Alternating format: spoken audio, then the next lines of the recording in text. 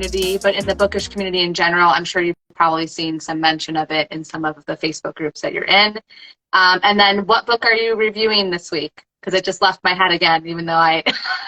It's funny. It's funny that you say that because I keep forgetting too. Like, I'm like, wait. It's called It's a Wonderful Midlife Crisis by Robyn Peterman. Okay.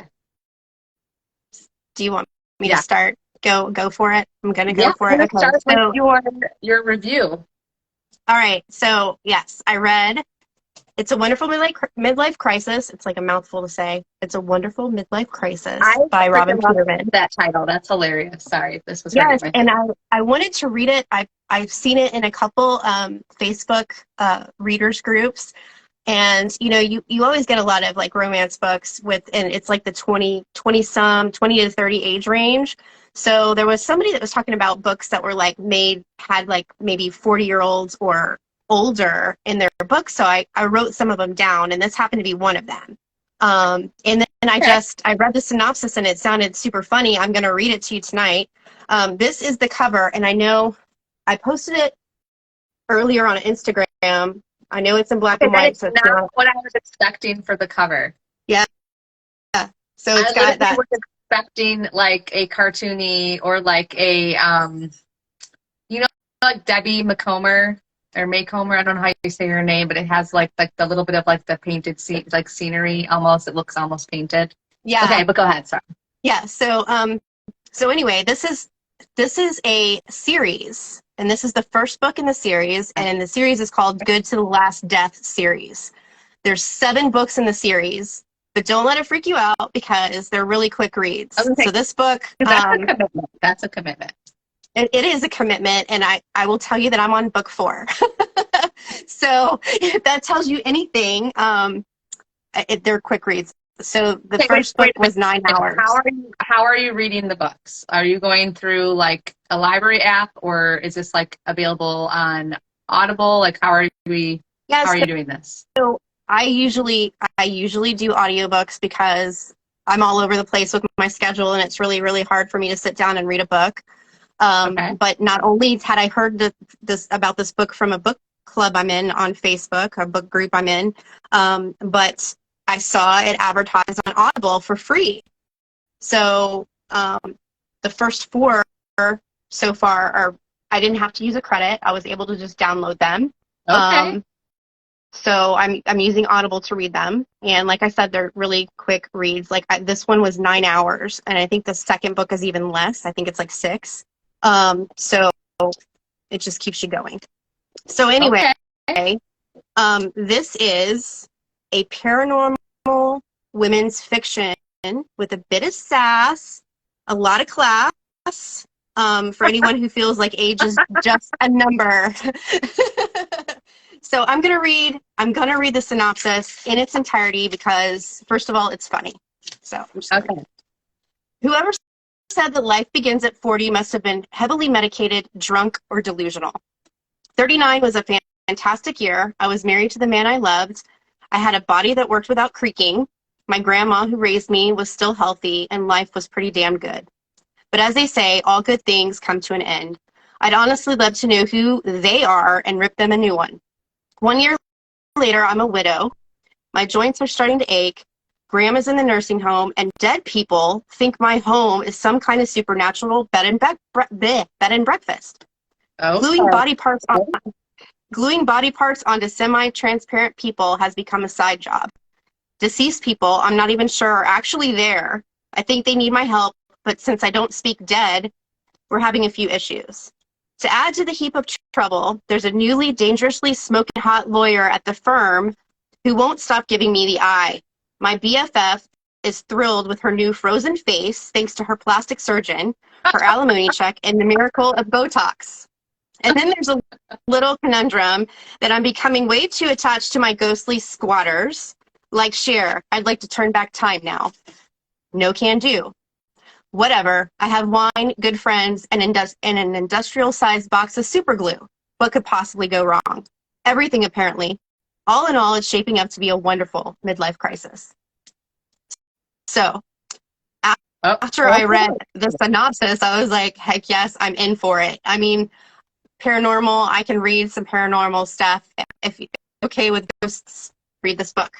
And body parts falling off. Right. This book was hilarious. I laughed until I cried. I mean, it was just funny from go. I mean, the So book it's opens like up. a paranormal, did you say romance? It's a paranormal women's fiction. There is romance in So it, there is but romance it's sort of, and comedy. So it's not like, okay, yes, all right. romance and comedy, good friendships, all of that stuff. I mean, everything. So we meet Daisy. Daisy, she's our main character, and she's like the synopsis said, she's newly widowed. She wakes up on her 40th birthday, and she can see dead people. Like, the book starts off, this is the line, "No way. Are you freaking serious?" I screamed as I flattened myself against the wall of my laundry room with a thud, trying not to hyperventilate. There's a hand in the laundry basket. There's a hand in the laundry basket. There's a hand in my damn laundry basket. That's how it started. So, I mean, would you say it's like, is it gory? Like, does it go into the description? no, it's Okay. not gory at all. I mean, she Like realizes that's as gory as it gets, right? Like it will be like there's this part. Okay, it yeah, doesn't like describe I mean, all. it Okay. doesn't describe it. I mean, not.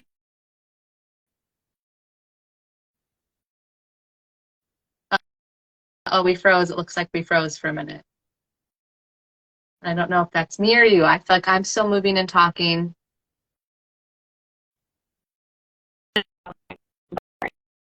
Hello?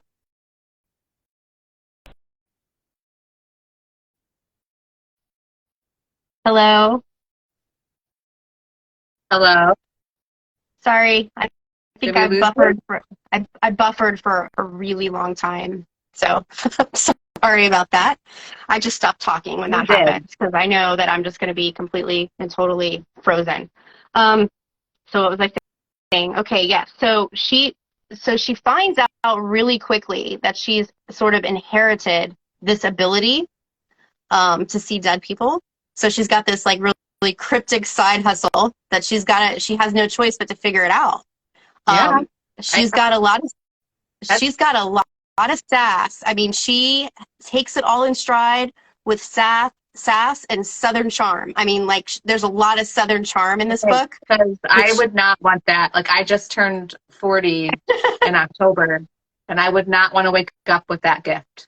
No, yeah, no. and she's just like, oh my gosh, and she, these dead people, they speak in a weird, like you can't really understand them. It's kind of garbled. So the narrator, let me just tell you, the narrator does a fantastic job with Okay. this book. I mean, so they're kind of like speaking ghostly Yeah. gibberish, and she's kind of got to figure out what they're saying.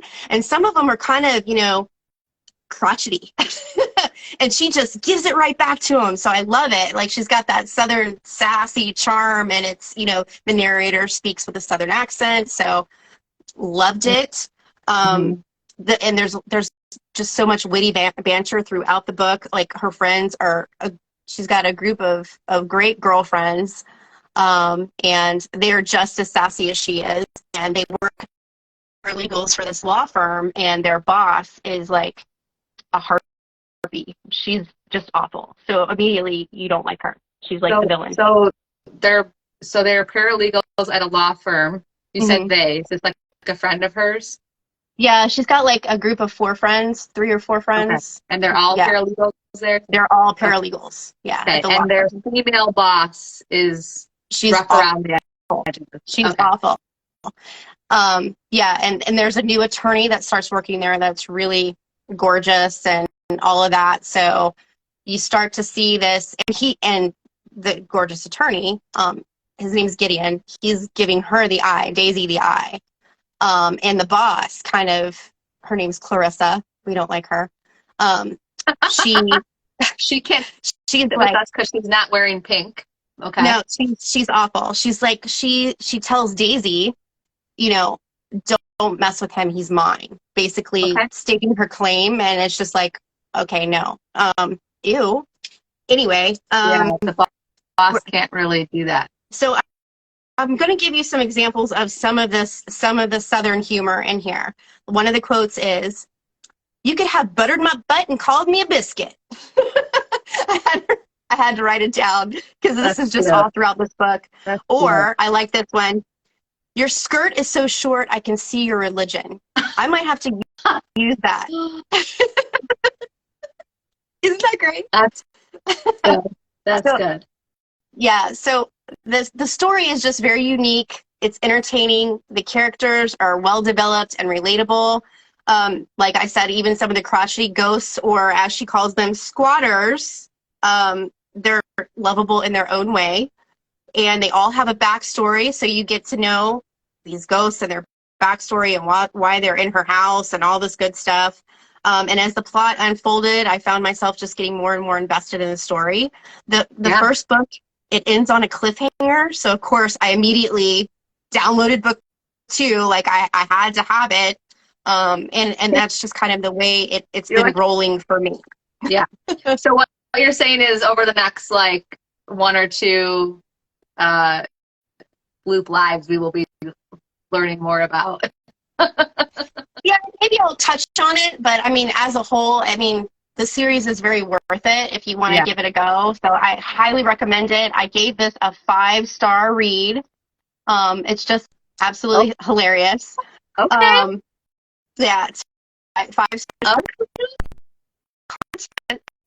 Sweet adult. So it's enough.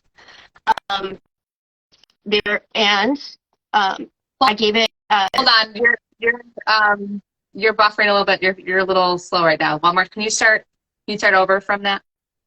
Oh, okay. I gave it 5 stars. Yes, And okay. the content rating that I'm giving it is sweet and sour adult.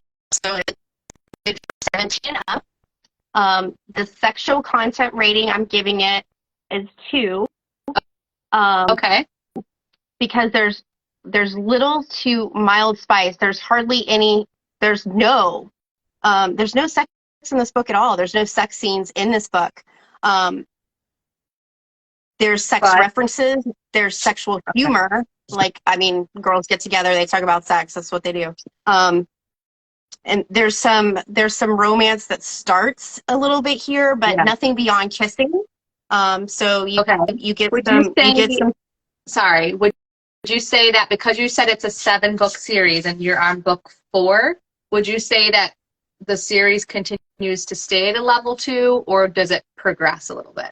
No, it progresses. There's in book 3, there's finally sex in book 3. But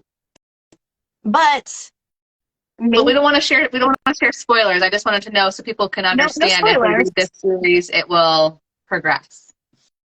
It gets a little bit. I mean, but even the sexual encounters aren't too steamy or spicy. They're not very descriptive. So maybe it goes up to a 3. Okay. But nothing crazy. Nothing too crazy. If you're wondering where we're getting and pulling these numbers and ratings, check out the Bloop website, and it will help define what those ratings are for you. Yes. So anyway, I would love to tell you more, but I'd give away a lot of the plot, and I can't do that. So, but I absolutely loved it. I highly recommend it, especially if you're looking for a book that has like an older age range in there. Lots of fun. It's got a little dark side with the paranormal stuff in there, but like I said, it's not gross. It's none of that stuff. Yeah. So I enjoyed it. Okay, that's awesome. Well, I'm so happy you had a good reading binge and you're enjoying the series. That's always fun because there's nothing like, worse than picking up a book and then being in like a reading slump because I should say this. I will pray for you that you don't wind up in a reading slump after this because sometimes that happens. We have like a really awesome series and we're like, you know what? I don't know. Nobody's going to replace these characters. Like, right. Well, that's kind of how I felt after the Winston Brothers by Penny Reed because I loved that series and you're just dying for the next one, the next book. So I think I'm going to start with Knitting in the City and read through all of that into the Winston Brothers. Like I am so tempted because I have yet to find a romance series, even though they're standalones, but that plot goes through it. I've still yet to find a romance series on that level. Yeah. She just like that the Winston brothers for me is like the standard. It's like a standard that I measure all the other ones up to. So I'm like, okay, we'll see. And like I peddle it every moment I can in like our romance book. People are like, oh, in our romance Facebook group that we're both in, and people are like, oh, I need this, and I'm like, Winston brothers. I should just like I know, I do copy the same paste. thing. Yeah, I Knitting in should the just copy city, paste. yeah. Maybe we should do that together.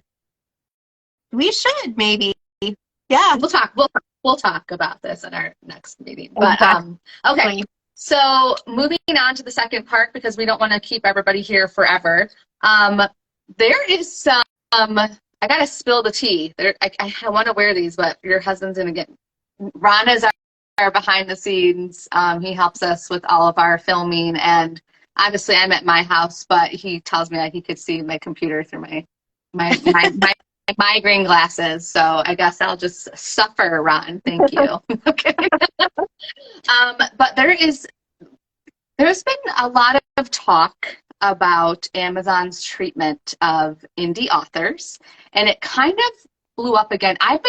Mind you, I've been seeing this since September, and what I'm referring to is indie authors who choose to join Kindle Unlimited. If you don't know what Kindle Unlimited is, it's a subscription service through Amazon where you pay, what is it, Rebecca, like $10 a month, $9.95 or something like that. Yeah, it's like $9.99. I have Kindle Unlimited. It's like $9.99 a month. Yeah, and so roughly there's $10 a month, and then you can borrow from the Kindle Unlimited library as many ebooks as your heart desires. And sometimes those ebooks are connected to audiobooks, and they sometimes let you like listen to the audiobook with it. It's a great service, right?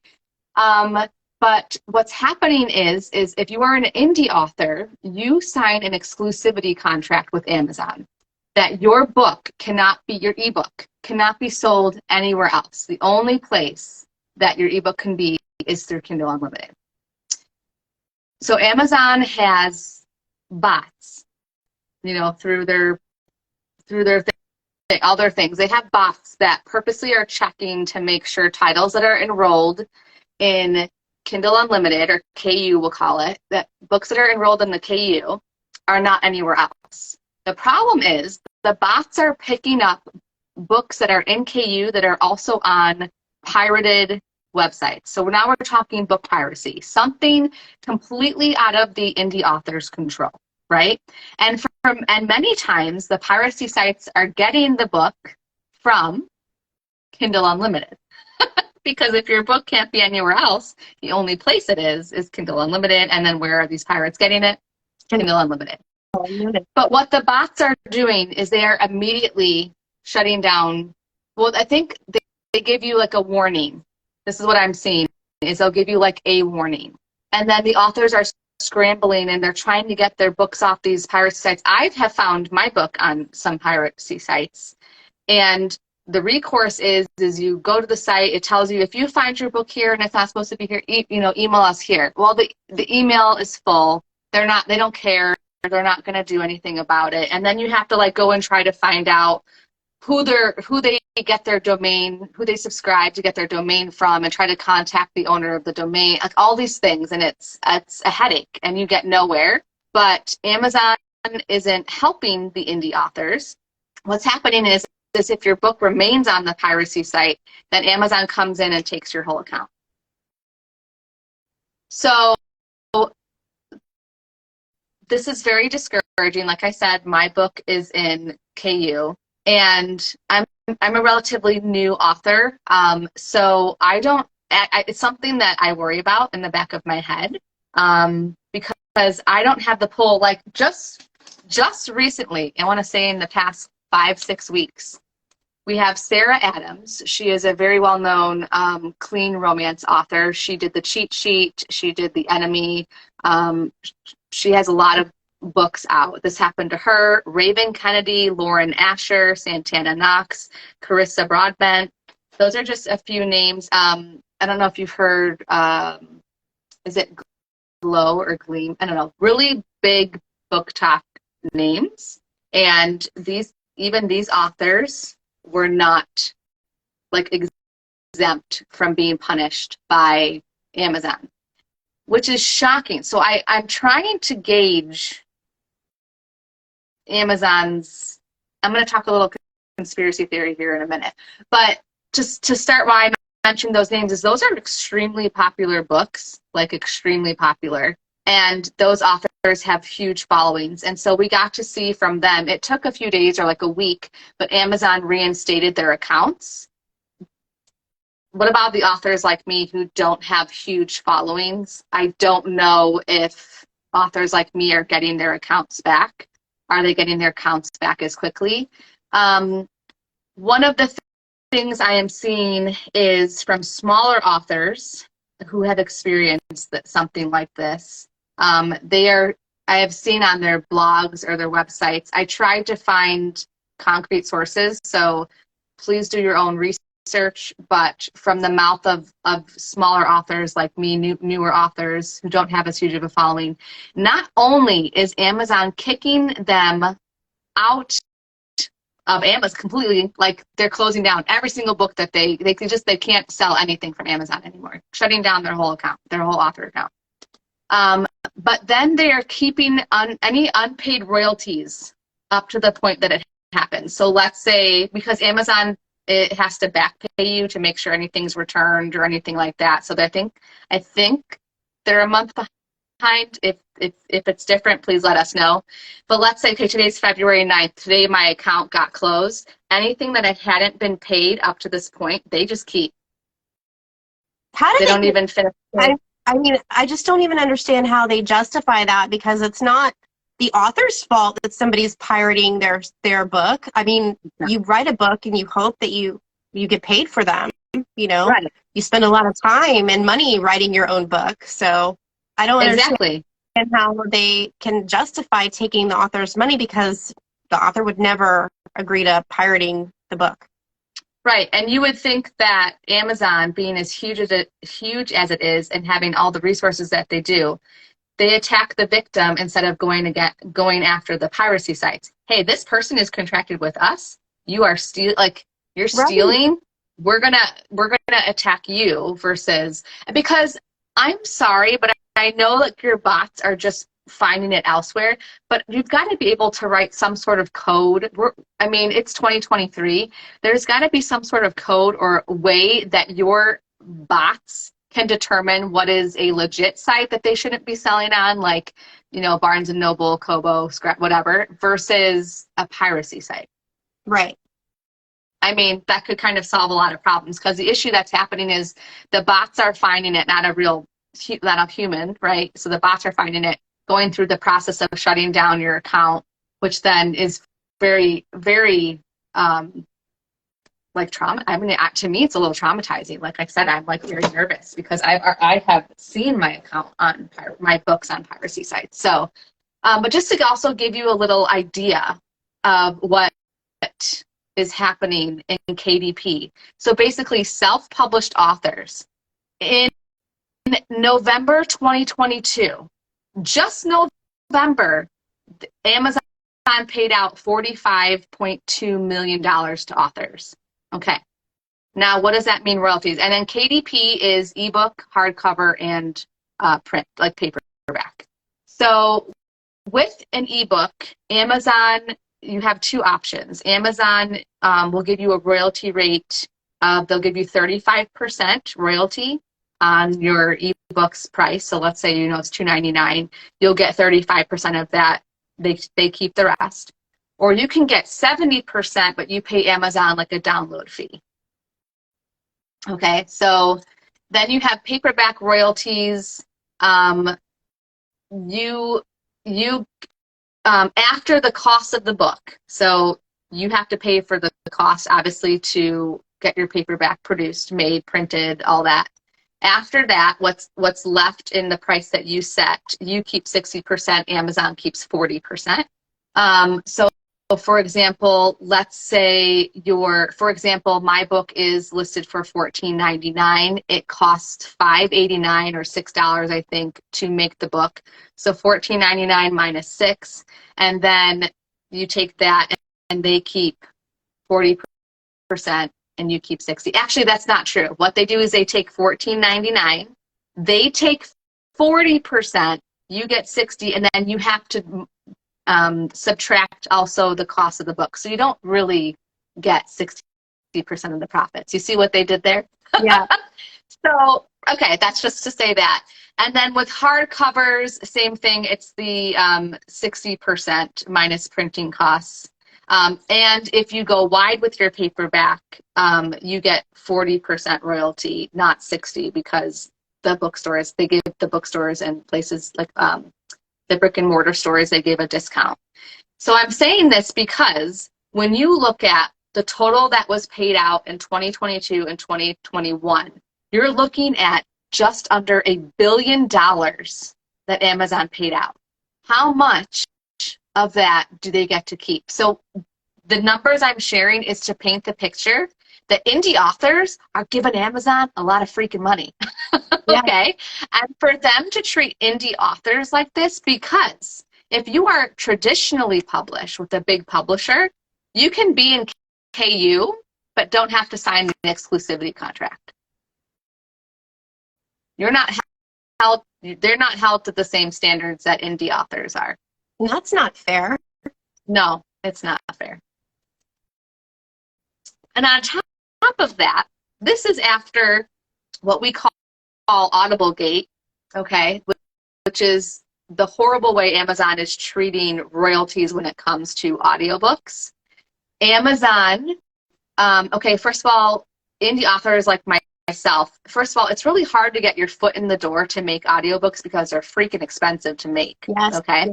They're If you want to do something called royalty share, so I am with Findaway Voices, who Spotify bought out, and I felt like their contract was a little bit more fair.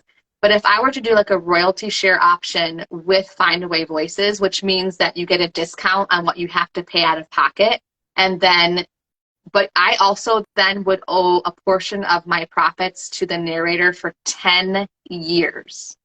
Okay. So I think ACX does it a little different. I think in some cases, it's hard to find a narrator, though, who will do this. I think you don't have to pay anything, but then you owe even a larger portion of your profits to your narrator for 7 years.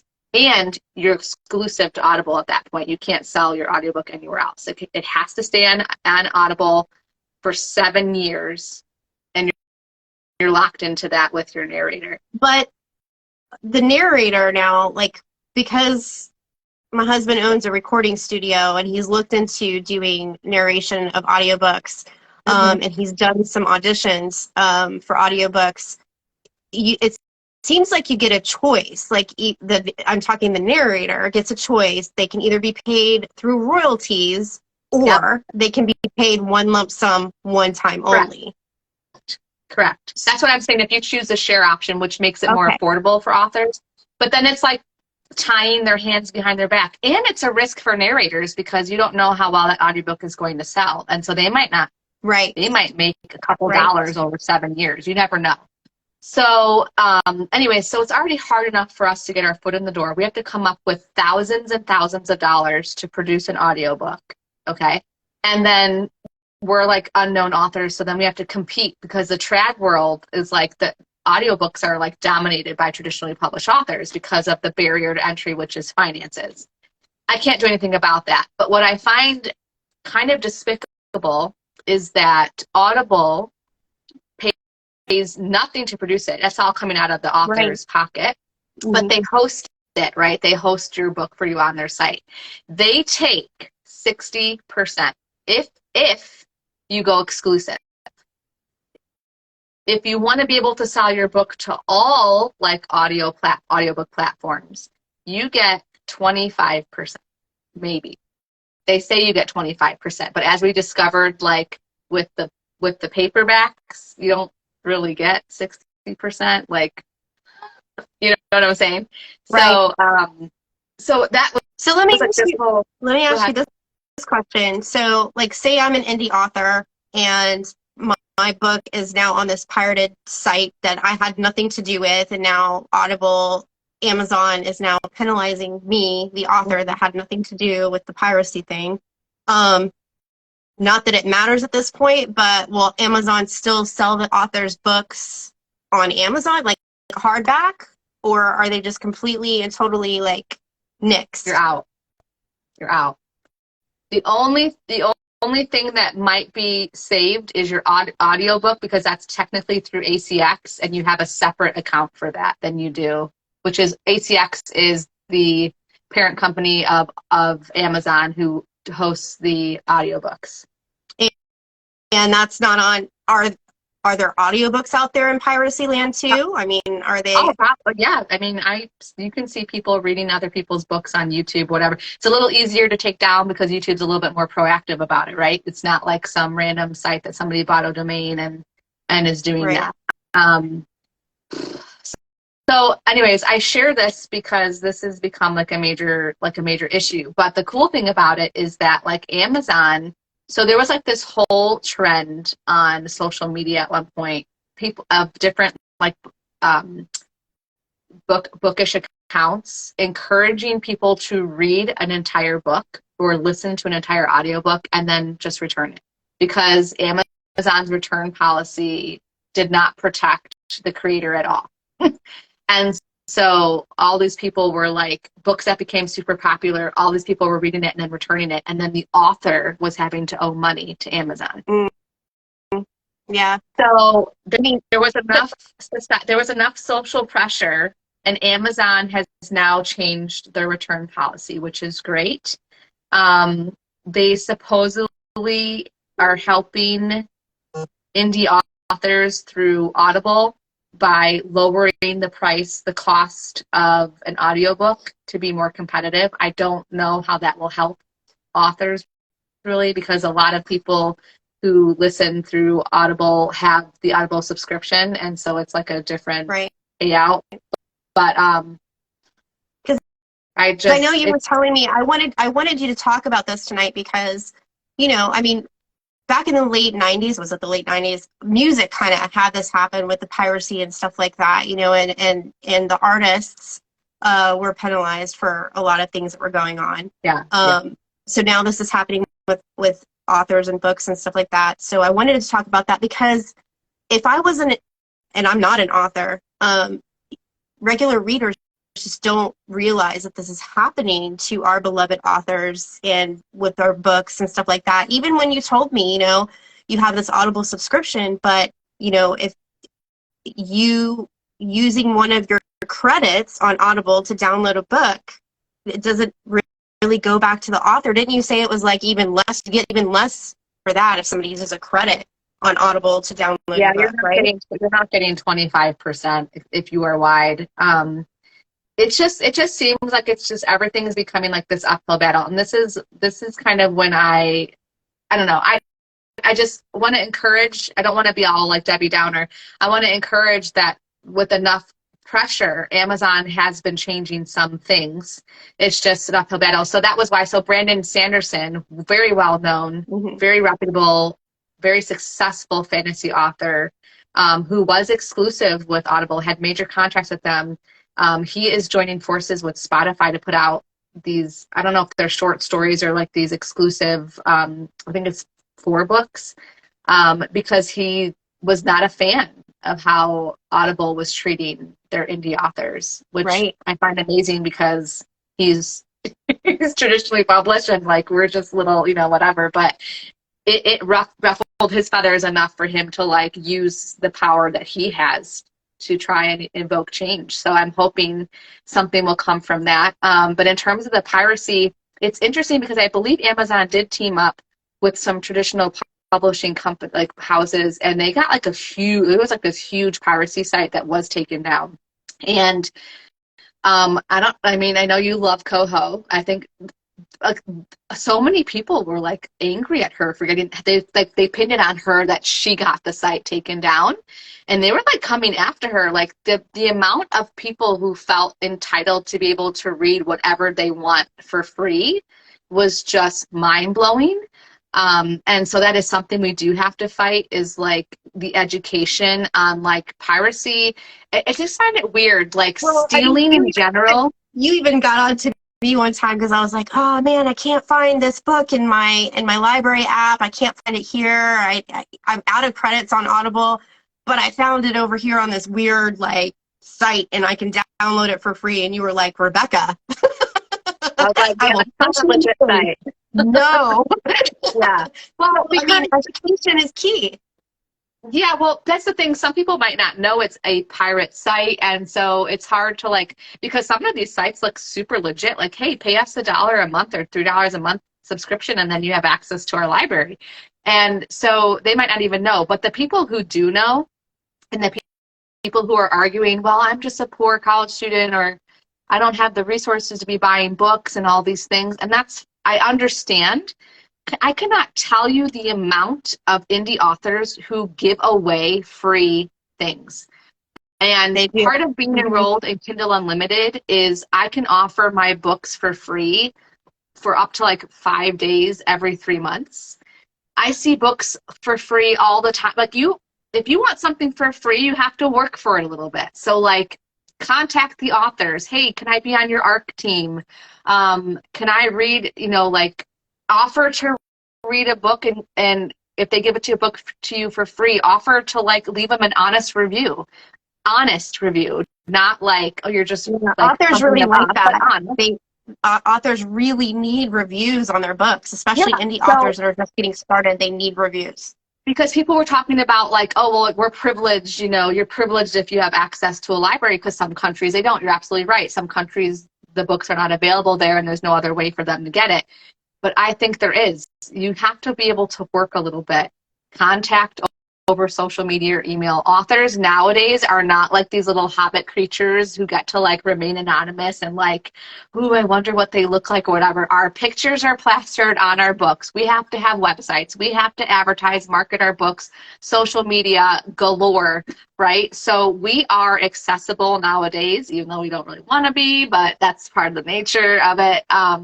That was honestly like an allure to being an author. Like your characters come to life, like you are just this person behind the scenes. But that's just not the nature of it anymore. You have to market your books. So you have access to us. Somebody even wrote a book. I think it was a book. I'd have to check, but somebody even wrote a book about how to get things for free. I think there was a bunch of, I know my husband's done it. They wanted free movie tickets when they were in high school, so they just contacted the movie theater and said, hey, we have to review this movie for a book report or whatever, you want to give us some free tickets. I mean, there's ways to get stuff for free, but you do have to do a little bit of work, and in a way that is not jeopardizing an author's career. We can go on and on about piracy, but basically I feel like the creative sector of our society, like generally when you think of stealing, you're like, oh no. Like if somebody were to come into your house and just steal your TV or steal your couch because they couldn't afford one or they couldn't have one, we would be like, oh no, you can't come into my house and do that. You can't steal from me. You can't break a window and go into a store and just grab whatever you want. Like generally, I feel like in our society, stealing is considered like, nah, we don't do that. That's not cool.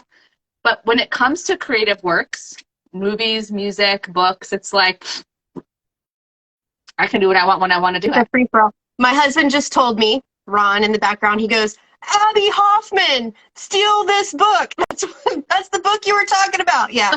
So Abby Hoffman, steal this book. You can figure out how to get free stuff. Yeah. So I just feel like there's ways around it. Like, and here in the United States, you have every opportunity to get a library card.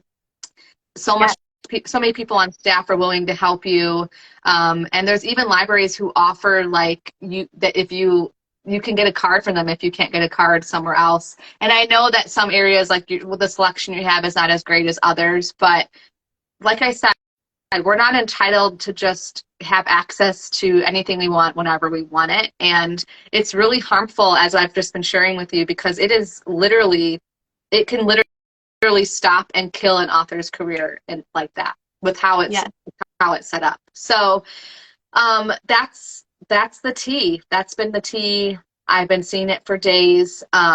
Luckily, the big names that I shared with you, like Raven Kennedy and Sarah Adams and all them, they were able to get their accounts reinstated fairly quickly. I did try to comment and ask if they were one of the ones, if they were able to get their royalties back or if they lost it and it just started up again. I didn't get a response back. But as I said, some of the websites and blogs from smaller authors said that they lost their royalties, and I didn't see any update that they got them back. So between KU and the piracy issue with that, and then what they're doing with Audible, it's intense. Well, it is it's intense for sure. I think it's just a real shame, and it is, like you said, despicable that Audible is doing this to authors. Yeah, Audible, but also KU. I mean, you have limited. Well, it's Amazon. Amazon owns all this stuff, right? Right. So it's Amazon. Amazon is a powerhouse. They have the resources, the finances to be able to add a little like code, like I said, when they're searching for books to recognize if it is a legal site or not. And again, helping the author instead of just shutting them down. So I'm going to be curious to see. There's a big petition.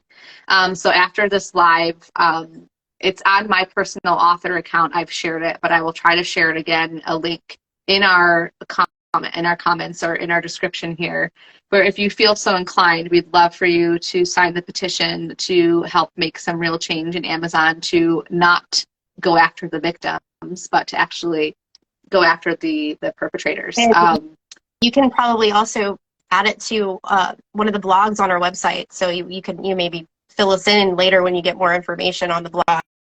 Yeah, we can try to keep up with it and try to kind of update you guys with what's going on with it. So yeah, it's one of those things. So just trying to have peace about it and just have faith that, like, I'm doing all the things. I'm being diligent. I'm trying to notify Amazon when I do find it on a piracy site so that they are aware, that I'm aware, that I'm trying to take it down so I don't get that dreaded surprise email. It looks like Rebecca kind of got kicked out, but I just wanted to say it's 9:45, so we've gone over a little bit. But I just wanted to say thank you so much for joining Bloop. We will be live again. There's a possibility Rebecca might not be joining us next week because she will be out of town visiting her son and his new fiance. And so I just wanted to say thanks for being here. Next week I will be reviewing Daughter of the Pirate King. It's a upper YA fantasy. And again, thank you so much for being here. Check us out if you are so inclined. Please find us on YouTube at Blue Podcast, Rumble. We are on Spotify, and check out our website for all the more detailed reviews in our blog. Y'all have a good night.